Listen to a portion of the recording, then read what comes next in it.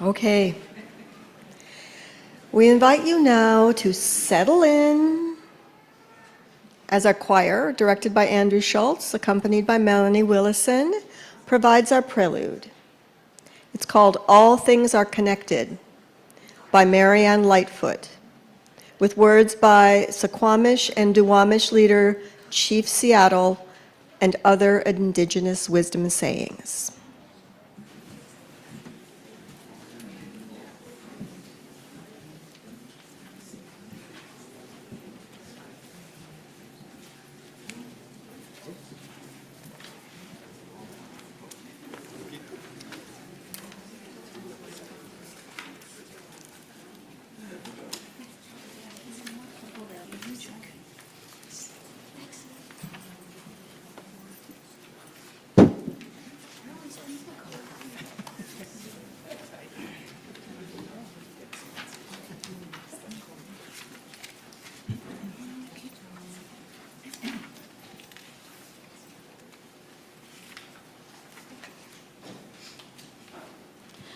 The wisdom of the great Chief Seattle reminds us all things are connected.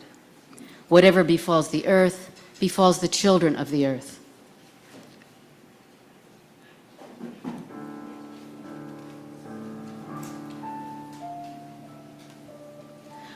All things share the same breath, the beast, the tree, the man. The air shares its spirit with all the life it supports. We did not weave the web of life. We are merely a strand in it. Whatever we do to the web, we do to ourselves. This we know.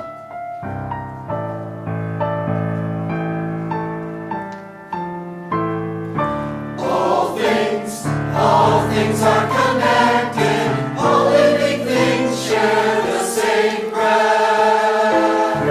All things are connected. The air shares its spirit with all life.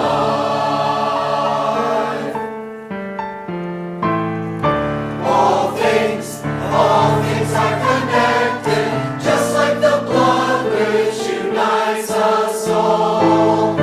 All things are connected. Whatever befalls the earth befalls the children of the earth.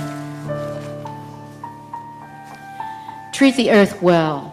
It was not given to you by your parents. It was loaned to you by your children. We do not inherit the earth from our ancestors. We borrow it from our children.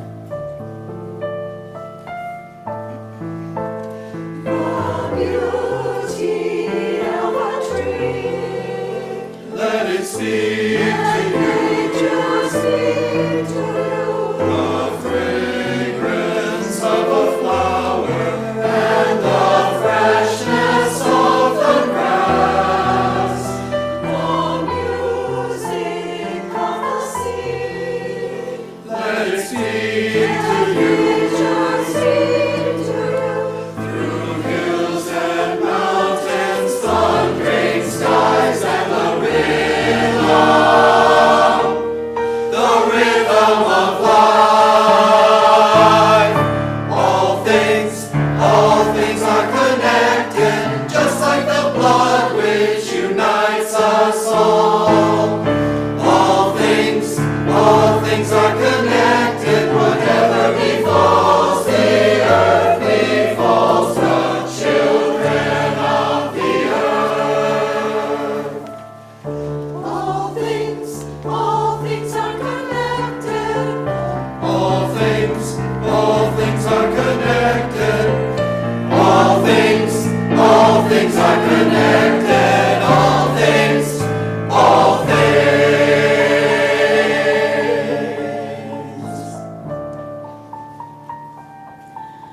Only after the last tree has been cut down, only after the last river has been poisoned, only after the last fish has been caught, only then will we find that money cannot be eaten.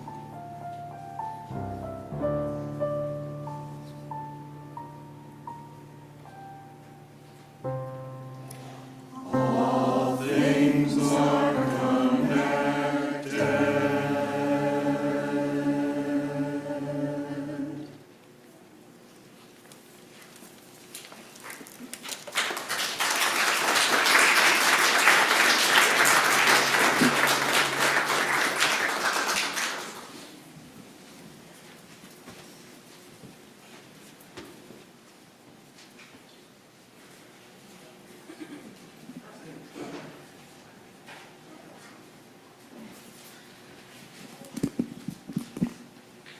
Welcome. Is my mic on now? Yes. Good morning. Happy St. Patrick's Day. Welcome to the Unitarian Universalist Fellowship of Midlands worship service titled, If It's Not One Thing, It's Another, led by our Reverend Eric Severson. And today's sermon was awarded to Carol Cooper for her high bid at last year's Serendipity auction. Thank you, Carol. My name is Beth Sperry. I use the pronouns she and her, and I am your worship associate today. And as always, a special welcome to our visitors. If you have any questions, please let us know, and please be sure to sign the guest book before you leave today if you'd like to stay connected. Now, we invite you to stay after the postlude for the many ways you can get connected with our fellowship. Welcome, welcome. Now, respecting one another's personal space, we invite you to briefly say good morning to a few people that you don't know or you don't see very often, and make sure you say hi to our kids. And if you'd like to wave to the folks on Zoom, the camera's right over there.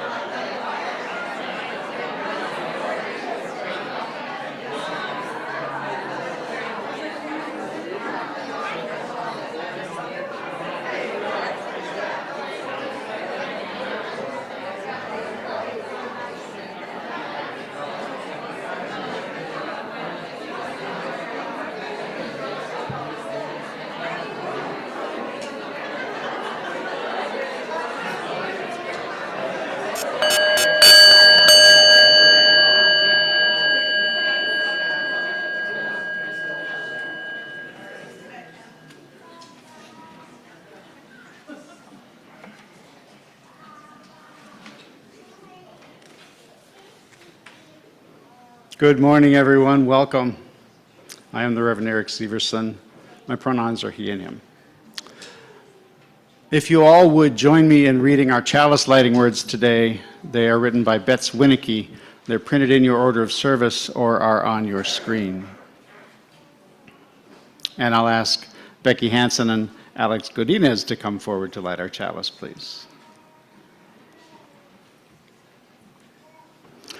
May this flame, symbol of transformation since time began, fire our curiosity, strengthen our wills, and sustain our courage as we seek what is good within and around us. Thank you both.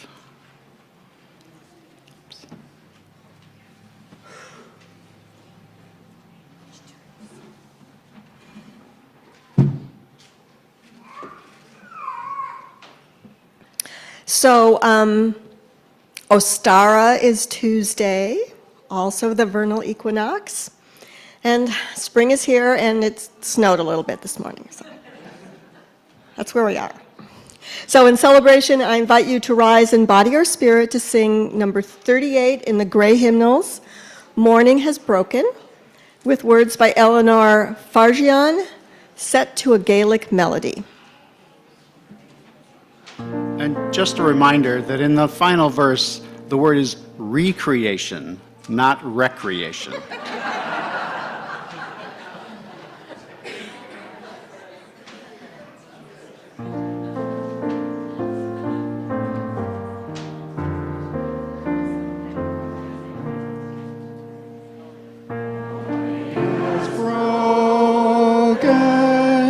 Like the first morning, blackbird has spoken.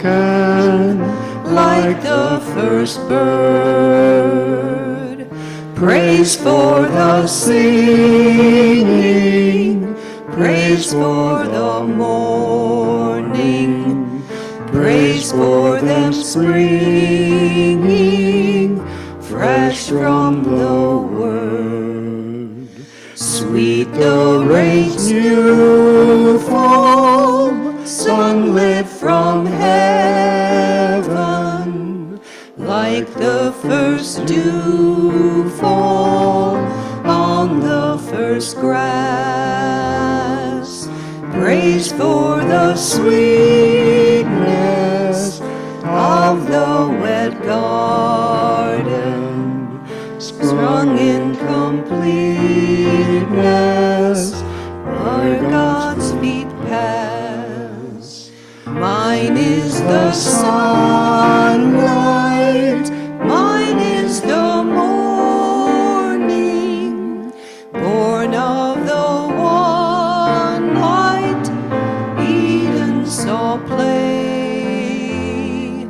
Praise with elation, praise every morning, God's recreation of the new day. Thank you. Please be seated.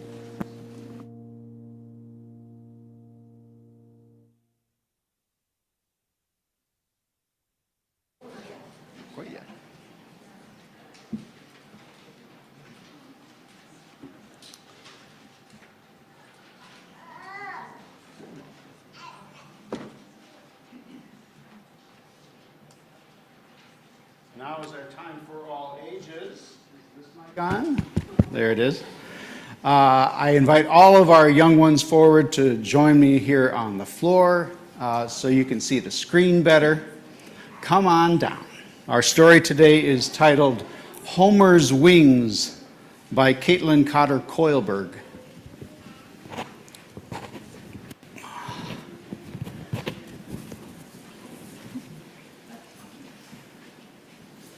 Hey, everybody. So many kids. Fantastic. Thanks for coming. So, I don't know that it happened this way, but I do know that it's true that long ago and far away, or more likely recently and quite nearby, high up in the mountains on a black cherry tree, an egg was laid on a leaf. What do you think that was? What kind of egg was it? Was it a chicken egg?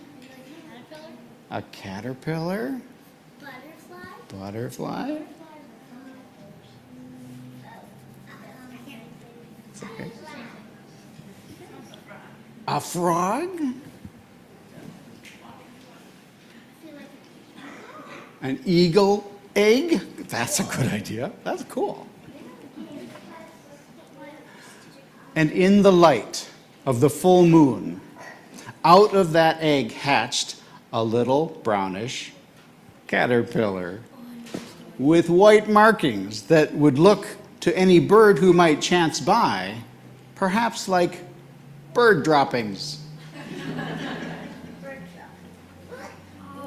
The caterpillar's name was Homer. He's the one on the left. Homer looked around in surprise and wonder to find himself alive in the world. "Better eat your egg casing, little friend," said the black and white spiky caterpillar nearby. Homer, it does look weird. Homer did just that and turned to look at his new friend. "Welcome to the world," said the other caterpillar, whose name was Alex. "It's delicious here. Here, try some of this leaf." And together the two caterpillars munched on leaves all that spring, through rain and sun, sunrises and sunsets. They laughed together at the antics of baby birds and hid together under leaves that the black spiky caterpillar had collected so that parent birds could not catch them. Do birds like to eat caterpillars? Yeah. Alex taught Homer all he needed to know about life on a leaf. How to stay safe, how to munch, how to enjoy the feeling of the wind stirring the tree and the sun slowly warming the mountains each morning. Together they gazed each night up at the beautiful moon. But one day the black spiky caterpillar started something totally new and different. "What are you doing?" asked Homer, as Alex carefully put down silk on the underside of a twig in the newest collection of leaves and began hanging upside down. What do you think he's doing? Go ahead. You're right. Turning into a butterfly. You are all right. Making a chrysalis, said Alex. A what? You'll see. And over the next couple of days, in the shelter of the leaves, the spiky black caterpillar shifted and shed its skin and became a strange, lumpy brown thing hanging there, not making any conversation. Because it's turning into a butterfly. The question was, what could this mean? You're right. A butterfly. For a week, Homer munched quietly by himself, watching the strange brown hanging thing that used to be his friend, wondering and worrying as the strange lumpy brown thing shifted in color and size and pattern. Then one day, out of the strange lumpy brown chrysalis pushed an even stranger new creature. Butterfly. There you go. Homer watched as this new creature pumped blood into its black and white and bright orange wings, and unfurled a strange new mouth. What? Who? The new creature turned to look at him. Butterfly. Oh, little friend, it said, it's still me, Alex, the one you laughed and hid and munched leaves and watched the moon with. But now I'm a butterfly, an admiral butterfly to be specific, Alex said proudly. But you changed, cried Homer. You were as constant as the moon, and now you have changed. Alex smiled gently. Oh, friend, they said, we're supposed to change. Why, even the moon is different night to night. Sometimes we see all of it, sometimes only a sliver, and sometimes we can't see it at all.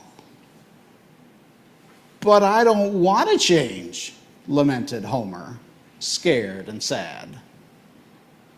Change is part of who we are, said the butterfly, who was Just Alex. like persons change as they grow. You are so right. And now our friendship must change too. I must fly away in search of flowers and other butterflies, and eventually I will fly south to stay warm in the winter. You must continue to eat and grow and stay safe from the birds, but you will change too. Just remember, you are loved, and whatever your body does, you are a beautiful friend, and I'm glad to know you. And with that, Alex took to the sky. So all that summer, Homer the little brown caterpillar ate and grew and hid and watched the moon, which did indeed look a little different every night. Homer became a bigger brown caterpillar. His white splotches turned into two little eye patches, eye shapes, so he looked like a fearsome little snake. And no birds ate him. Day by day, the seasons moved toward autumn. Finally, Homer found his own safe spot to hang upside down and shifted into a chrysalis. And then turn into a butterfly. This was scary, but Homer remembered his friend and was brave. All winter, the chrysalis hung there, safe and still. In the spring, Homer felt himself stir, felt his new body shift once again, and wiggled free to find himself with new mouth and different shape and wings. Wings that were yellow and black and blue and orange and glorious. Oh my, said Homer. the Appalachian tiger swallowtail. You're so smart. Gazing at himself in wonder and delight, and then he took off into the sky up towards the bright moon, bold as a bird, up the broad sweep of Spruce Knob. That is our story. So what did we learn from that story? It's okay. So you change up during life. You change during life. It's okay to change, you'll stay the same. It's okay to change. In some ways, you'll stay the same. Yeah. You don't always have to be a caterpillar. You don't always have to be a caterpillar. Yes. Killian? Change is a different thing. It can be new to people Yeah. that aren't used to it. Change can be new to people who aren't used to it. Yeah, it takes some getting used to, doesn't it?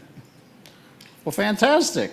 So remember, even for us humans, as you have said, change is a part of who we are. If you haven't been there yet, I believe a butterfly exhibit is going on at Dow Gardens for about another month, if you'd like to go check them out. They're terrifying. That is our They can story just for fly out today. and stay there and you don't know. That's why you have to get checked before you leave. Okay, make sure you have no butterflies. It's very complicated to visit the butterflies. I hate Yes, butterflies. yes. I like the pattern, I just hate butterflies. They're terrifying. They're scary. Let's sing our children to their activities in our usual fashion.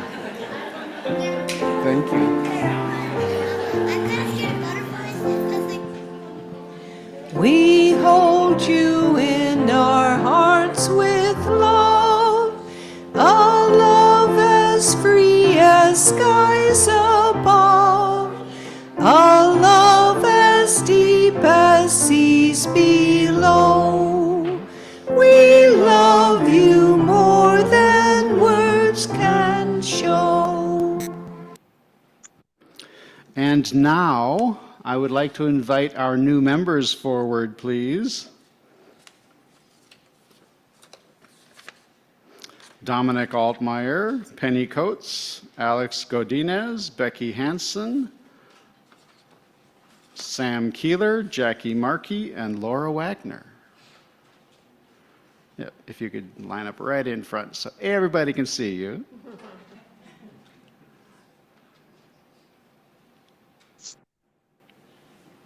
Sam is currently with the kids, so we're trying to get him. Yeah.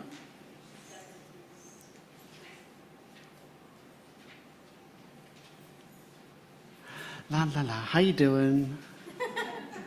Had a good morning? Yeah. Super. Well, great. Well, I will begin and hope that Sam can join us any second. Today, we welcome these new members who have chosen to make a commitment to this congregation by signing the membership book, affirming their agreement with the spirit and purpose of the fellowship, its vision and its mission. Unitarian Universalism is a way of faith that celebrates diverse beliefs. Welcome, Sam. Thank you for your work. Each of us is free to discern what we believe about the meaning of life and other important questions. We enter into religious community to become part of something greater than ourselves, to both nurture and challenge each other and ourselves as we travel together on our life journeys. I invite the congregation to read your part.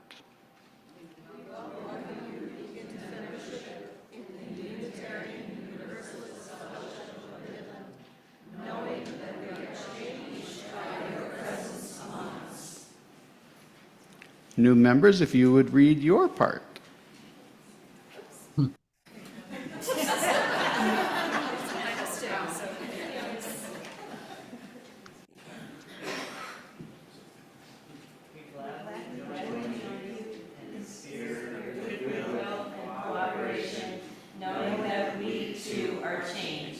And let us all read. We covenant together as members of this fellowship, bringing our gifts and needs to this community. Together we support this fellowship through our contributions and our participation. We pledge to do our part to create and sustain this community of encouragement and strength for each other. Two of our board members, Board President Maxine Gettler and Beth Sperry, our secretary, are here to help welcome you. We have some gifts for you, a flower or two, and the right hand of fellowship. So welcome one and all. Let's give them a round.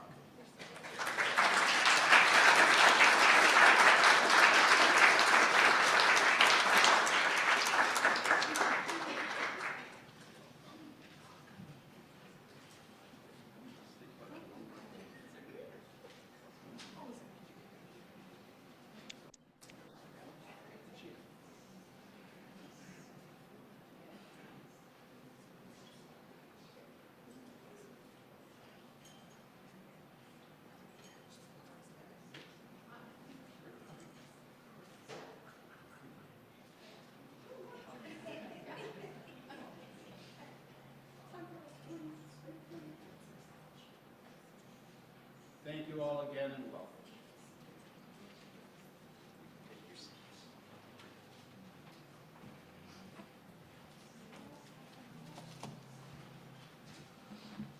That is always so exciting. Melanie will now play our interlude.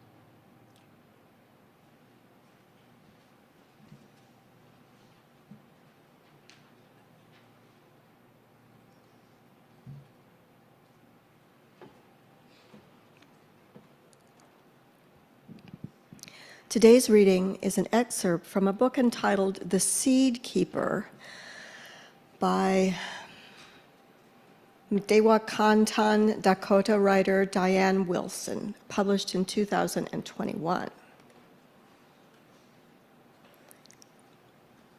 While today's risks and challenges differ from those faced by our ancestors, they are as threatening to the future of our indigenous seeds. Genetic engineering, industrial agriculture, and patents have centralized control of the world's seeds with a handful of international corporations, Monsanto and Bayer, Syngenta and ChemChina, Dow and DuPont.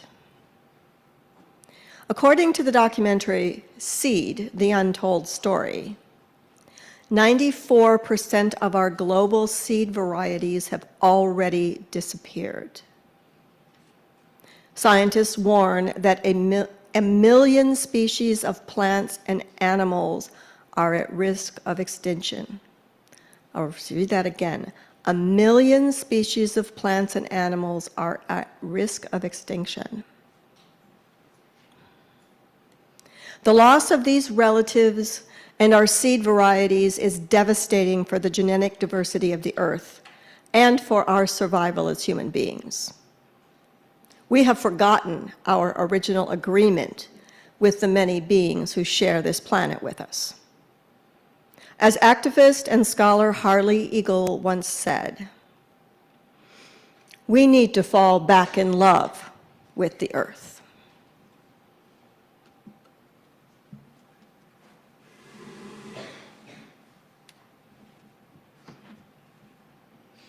Thank you, Beth.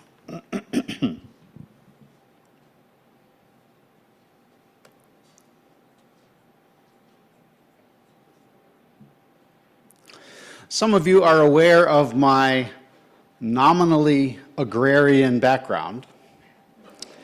I grew up in a small town in rural Iowa, Minnesota, and Wisconsin. Not actually on a working farm, but surrounded at times by neighbors, classmates, and family members who farmed.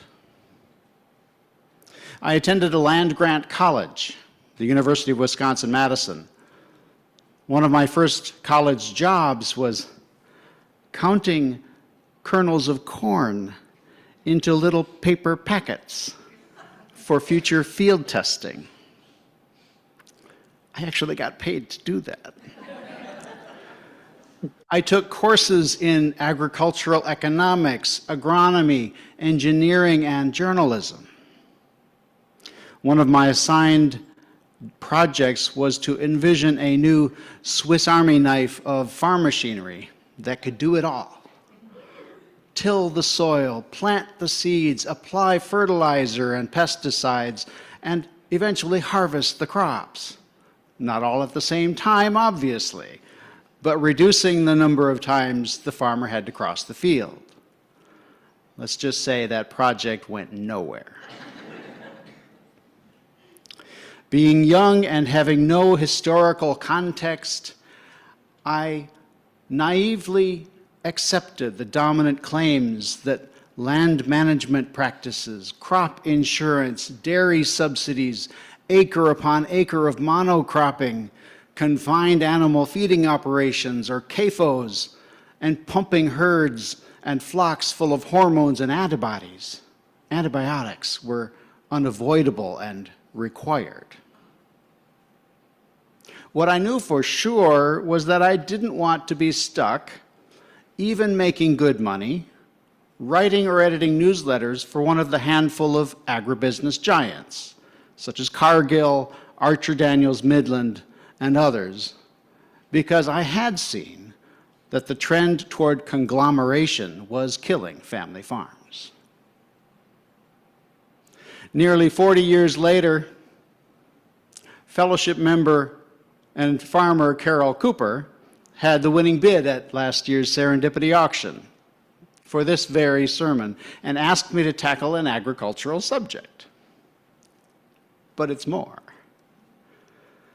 As an initial prompt, she loaned me a book on permaculture, one of the ways to design and develop land more holistically. So thank you, Carol, for, in a way, bringing me back to my roots.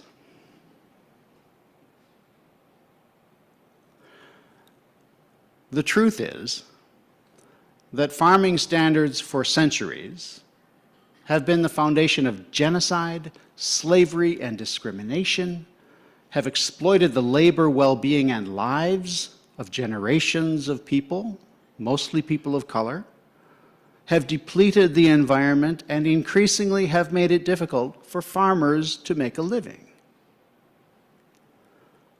Our reading today by Diane Wilson, here is her book, The Seed Keeper, further describes risks and challenges posed by modern agricultural standards. Genetic engineering, industrial agriculture, patents have centralized control of the world's seeds with a handful of international corporations. And as a result, seed varieties of the world have disappeared. Millions of species are at risk of extinction. Forests continue to be clear-cut to make pasture and cropland. It's a devastating development for the genetic diversity of the earth, with implications for our survival as human beings. So, sustaining the current system is not enough. As an aside, I wonder if the popularity of books such as Braiding Sweetgrass by Robin Wall Kimmerer and The Seed Keeper by Diane Wilson, both of them indigenous authors, indicate a newfound mainstream respect for indigenous teachings. And I wonder how we might honor and amplify those teachings without appropriating cultural practices as our own. So Carol asked me to explore how we humans might move from a mindset of sustainability to one of regeneration. Was that correct, Carol? Thank you. I inferred in her request, especially now when catastrophic climate change is knocking on the door, the query, how might we change and use the paradigm of global agriculture as a way to back away from the brink of extinction? Wow, that's pretty heavy. Our March theme is transformation, and boy, do we need it. Well, it's not reasonable to assume that each of us will rush out, buy a farm, and change the world, yeah? As with most complex things, learning about problems and their solutions is the first step, and so that is my goal for today. Let me pause to ask you, how many of you have attended a farmer's market wherever you live? Yeah, most of us. Not surprising. Why? Freshness. Support local farmers. Better variety. Better taste. Good stuff. Yeah. It's fun. Yeah. Thank you. So, would it be fair to say that many Unitarian Universalists buy organic foods when they can? Yeah. Why is that? Tastes better. Tastes better.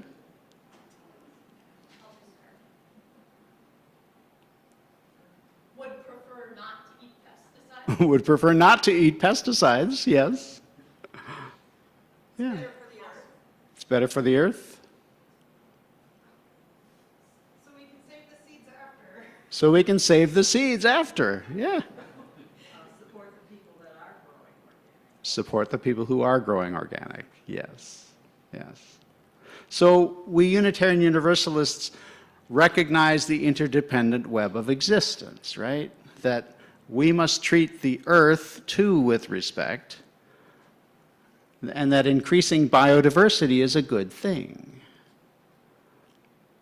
And our consumer practices have changed and will continue to need to be changed. As the indigenous wisdom in our choral prelude reminded us and warned us, all things are connected, and whatever befalls the earth befalls the children of the earth.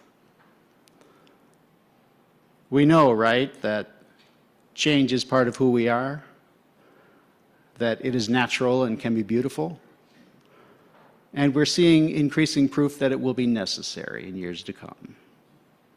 So we are somewhat mindful of favoring or investing in agricultural practices that serve the interdependent web, in environmental justice that meet our values as Unitarian Universalists, sustainability. especially as the pandemic forced us apart and inside and online. We have lost much of what little connection we had with the land, especially those of us living in cities. I think most of us never really think about where the majority of our food comes from, let alone imagine how changing the current agricultural paradigm might be a means to help fight climate change. There are practices now being explored that go beyond sustaining the current agricultural systems and could actually make a difference in the fight to slow global warming. One online source called ResonanceGlobal.com describes the regenerative farming movement this way. Regenerative agriculture reimagines farming in line with natural systems, with a focus on replenishing, restoring, and reusing key resources. When done right, it can help companies, or anyone, make good on targets linked to climate change, deforestation, biodiversity loss, water quantity and quality, and farmer livelihoods. It also reflects a critical shift in perspective from doing less bad to doing more good. At a time when companies have struggled to find and implement effective solutions, regenerative agriculture is a legitimate pathway to tangible social and environmental impact.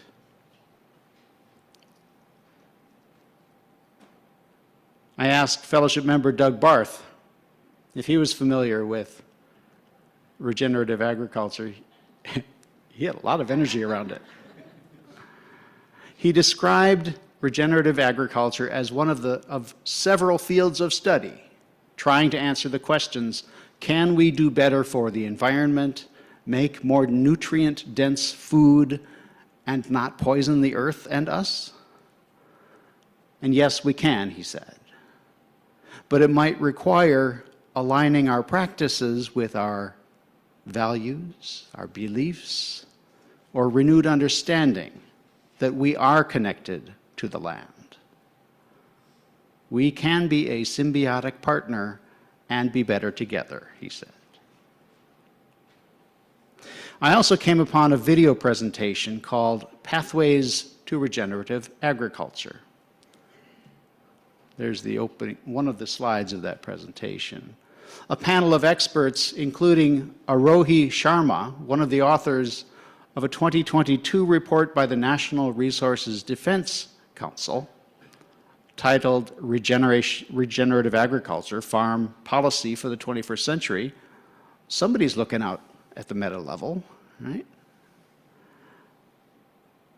Sharma first made the important note that it is not a new thing. This is not a new thing. Indigenous communities have been engaging in regenerative agriculture for centuries. She then described it as a land management philosophy of growing in harmony with nature. Sharma then named 5 principles of this philosophy. The first and perhaps most important is to nurture relationships on and around the land. By this she means paying attention to the interdependent web of relationships on and around a farm, between humans, land, plants, water, pollinators, predators, pests, and microbes. Being mindful of those relationships. Farmers should understand and protect those relationships where and when possible. The second principle is to understand social and environmental context. By this, she means learning about each farm's landscape, the resources it holds, and the ecosystems around it. Farmers use this info to decide what practices are best suited. For example, planting trees next to a stream to prevent erosion, provide shade and sequester carbon. Or if water is scarce, planting drought-tolerant crops. Different practices. The third principle is to prioritize soil health. This means limiting mechanical disturbance to protect the biological structures that plants, fungi, and microbes build in the soil and which store carbon. The fourth principle is to reduce reliance on synthetic inputs. This includes herbicides, pesticides, and fertilizers. Doing so allows beneficial insects and wildlife to return to the land, reducing pest pressures. And the fifth principle is to nurture off-farm relationships, including social and cultural aspects, relationships with co-workers, consumers, history, and other farm communities. They encourage customers to visit the farm and other farmers to come and learn more about their practices. And they pay workers a living wage, for example. Each of these principles builds on and relates to the others, providing some synergy between and among them. Because regenerative agriculture is a management philosophy, it looks different across the country, as I was suggesting with one of those principles. Farmers use a wide variety of practices to serve the regeneration philosophy, depending on their location and circumstances. They might rotate crops, they might not till at all, they might have cover crops, they might compost, pasture their livestock, various practices depending on their location and what would serve it best, right? From improving water quality, sequestering carbon, improving biodiversity, to keeping more money in farmers' pockets, and strengthening relationships with customers and communities. Regenerative agriculture benefits people and the environment in multiple ways. These efforts have been described as a David and Goliath battle against the conventional ag industry. How this change in paradigm might be received by the world's farmers, I don't know. In my experience, farmers are a pretty stubborn bunch of people, resistant to change, but there are also many innovative ones. 2 of the farms researched for the NRDC report are in Michigan. You might know one or more of them. Apsey Farms near Reed City and the Whitney Farmstead near Dexter. There, I think they're in there. You can find them both online. And I'm sure they would love to hear from you.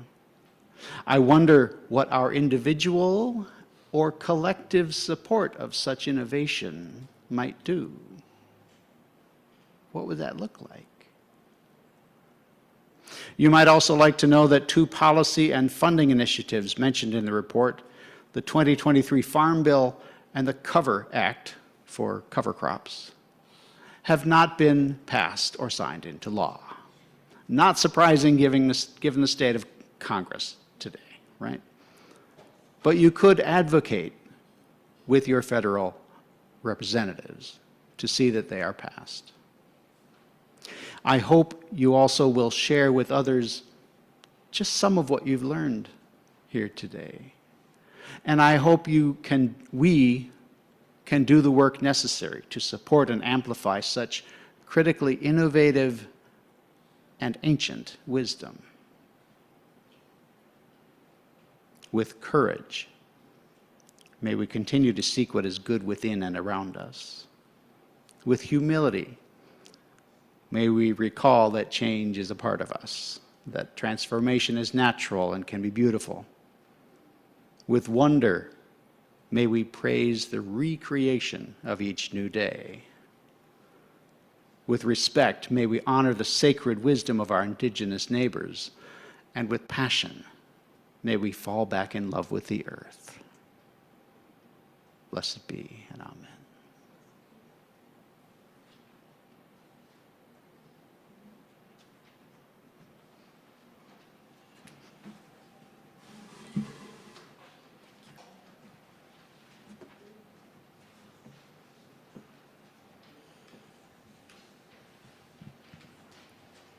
So now, in accordance with our values and the stirring of our hearts, we invite you to support our fellowship's mission with your donations.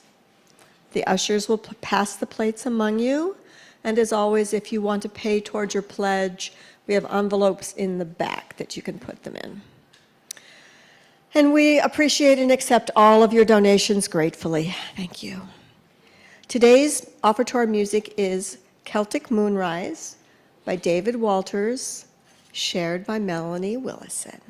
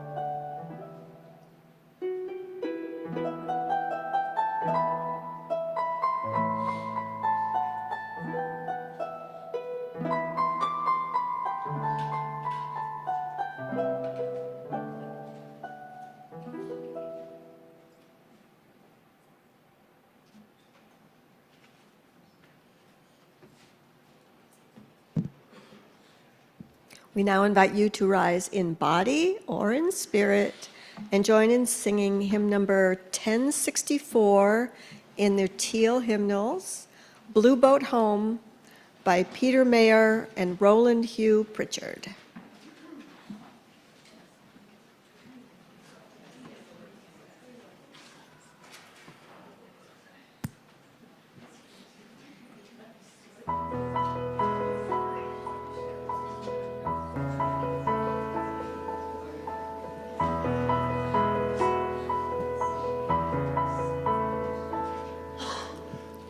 Though below me I feel no motion, standing on these mountains and plains, far away from the rolling ocean, still my dry land heart can say, I've been sailing all my life now, never harbor or port have I known. The wide universe is the ocean I travel, and the earth is my blue boat home.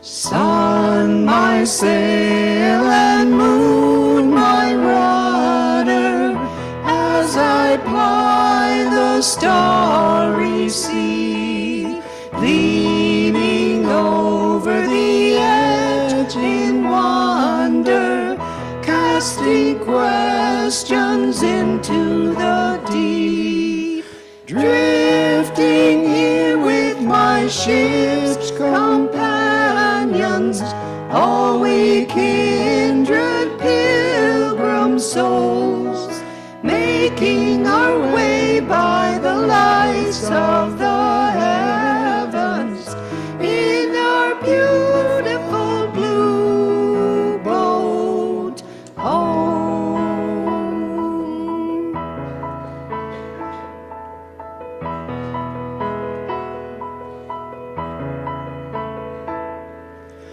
I give thanks to the waves upholding me, hail the great winds urging me on, greet the infinite sea before me, song. I was born upon the fathoms, never harbor or port have I known. The wide universe is the ocean I travel, and the earth is my blue boat home.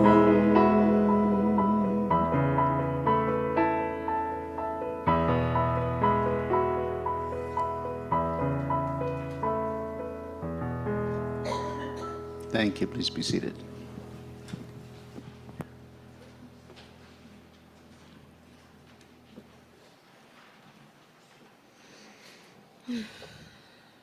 Thank you. Thank you to all who made this service possible today. Thank you for joining us, and thank you to our new members for joining us. We're so happy to have you. After our postlude, Stargazer by David Lance, I will share some of the many opportunities to make connections within our fellowship. We then invite those here in person to help yourselves to refreshments and further conversation, maybe talk about what we talked about today. We will continue the conversations with Zoom participants, and in-person people here are invited to join them up in the library. The Zoom room will close at noon, so grab a snack, something to drink, and head up and have a chat with our Zoom people.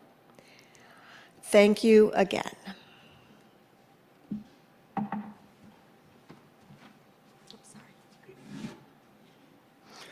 I invite you to join in reading with me the words of the Reverend Dr. Michelle Collins for our chalice extinguishing.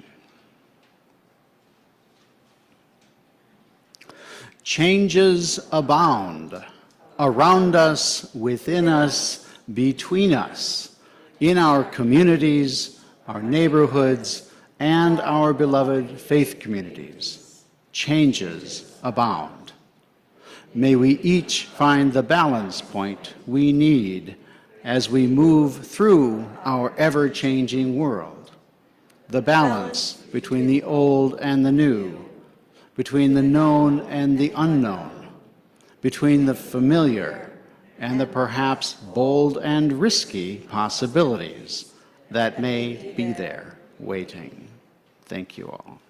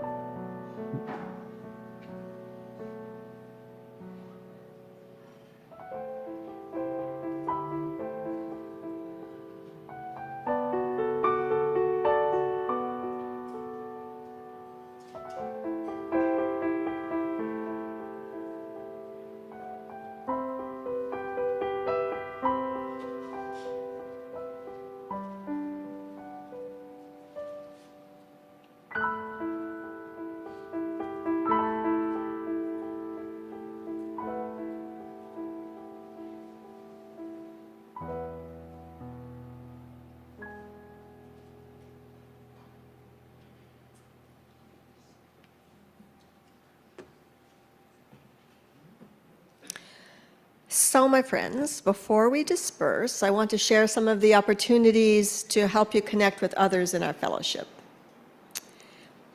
Today, there will be a social justice team meeting at 12:30 here in the sanctuary, unless it moves to the McPeak room.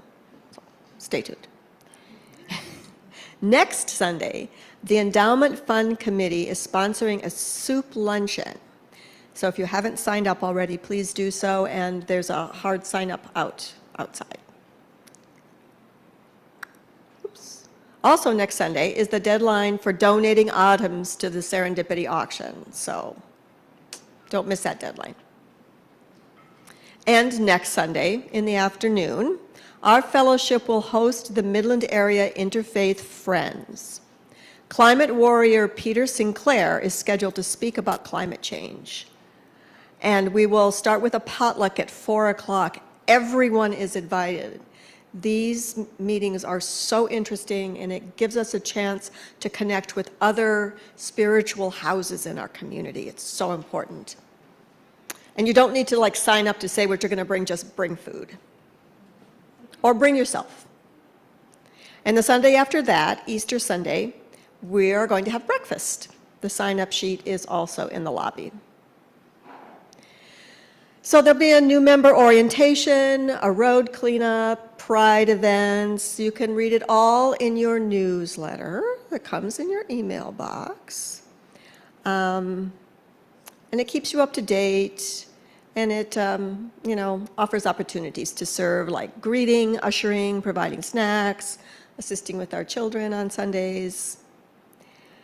And before we hear from our auction team, the ways to stay connected with us are reading your e-news, join our Facebook news group, or visit us at uufom.org. Drum roll.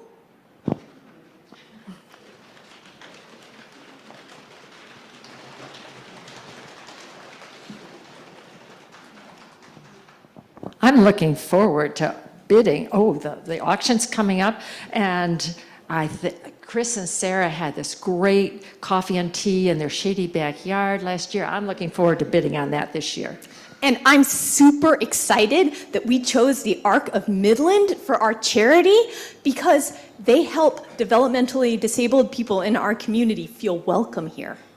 That's a good one. We do have a problem, though. I don't see, I'm looking at the auction donation signups, and nothing has been entered for that backyard Sarah and Chris Newswarren Nakamura party. Well, I mean, the auction's not until the end of April. I mean, we've got plenty of time, right? Well, when is that deadline anyway? Well, the auction may not be till the end of April, but the sign up for donations is next Sunday. What? And let me just say, Kathy Kinkema is the only one that has put anything on our donations list yet. But Kathy's on the auction team. Well, so are you and me. And me. And me. So I guess we'd all better get our items entered, huh? It's time. So who was the auction team again? Because we can help people get their items entered. In fact, I think Janelle and I both have our computers here if you need help entering an item after the service. Yes, I'm Janelle Dombeck. I'm Tom Bailey. Sarah Clave. Sarah Nusswarren. And Kathy Kinkema. The auction team. What can you donate? Tom, would you flip that sign around? So we suggest anything that you think would be a fun community building activity would be great. Like Monica and Scott offered a lunch or a dinner on their farm, which was super awesome. Tom in the past has made soup for people, and sometimes he's hosted a backyard party. Judith and Sarah have hosted a philosophy dinner. Yes, with Maimonides and a Spanish dinner this year, if we get it on the computer. Sometimes Sarah knits something to share. As does Ellen. As does Ellen. As has Marcia. And There's a quilt, I heard, There's but it's supposed to not be a signed quilt. up yet. and I forgot to bring the box. Oh, and I forgot to bring a t-shirt too. But Hey, good t-shirts for for you. next week. So, like, anything you want to share with us would be awesome. Okay.